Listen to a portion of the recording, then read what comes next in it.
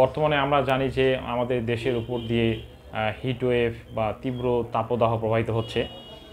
তো এটা আমাদের স্বাস্থ্যের জন্য খুবই হুমকিস্বরূপ। তবে যারা ব্যথায় আক্রান্ত তাদের জন্য এটা আরও বেশি ক্ষতিকর, কারণ অত্যাধিক গরমে আমাদের ঘুম কম হয়, আমাদের ঘাম ছুটে যায়, আমাদের শরীর দুর্বল হয়ে যায়, মাংসপেশিগুলো দুর্বল হয়ে যায়। এই এই এই জিনিসগুলো একটা ব্যথা রোগীর ব্যথাকে অনেক বাড়িয়ে দেয়, অনেক গুণ বাড়িয়ে দেয়। যদি রাতে ঘুম না হয়, গরমে যদি রাতে ঘুম না হয়, ব্যথা রোগীর ব্যথা কমানো খুব টাফ। তারপর হচ্ছে এই গরমে মাংসপেশিগুলো ফ্যাটিক হয়ে যায়, মানে মাংসপেশিগুলো দুর্বল হয়ে যায়, তারা নিজেরা দুর্বল হয়ে যায়।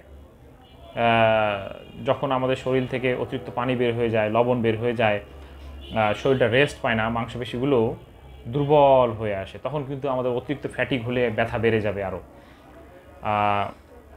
তারপরে হচ্ছে যে আমরা এই সময়টায় পানি খাবো, প্রচুর পানি খাবো, প্রচুর পানি খেতে হবে যাতে শরীরের পানিটা ঠিক থাকে। ঘুমটা ঠিক রাখতে হবে, ঘুমটা ঠিক রাখলে শরীরটা ভালো থাকবে, মাসেলগুলো শক্তি পাবে।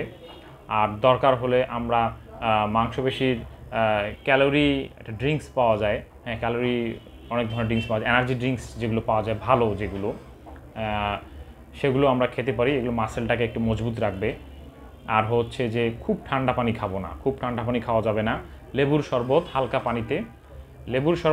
হালকা পানিতে আমরা খেতে পারি। এটা আমাদের শরীরটাকে সতেজ রাখবে, শরীরে ভিটামিন সি বাড়াবে এবং মাসেলগুলোকে আমাদের ভালো রাখবে, যার ফলে আমাদের এই জিনিসটা আমাদের ব্যথা কমাতেও সাহায্য করবে।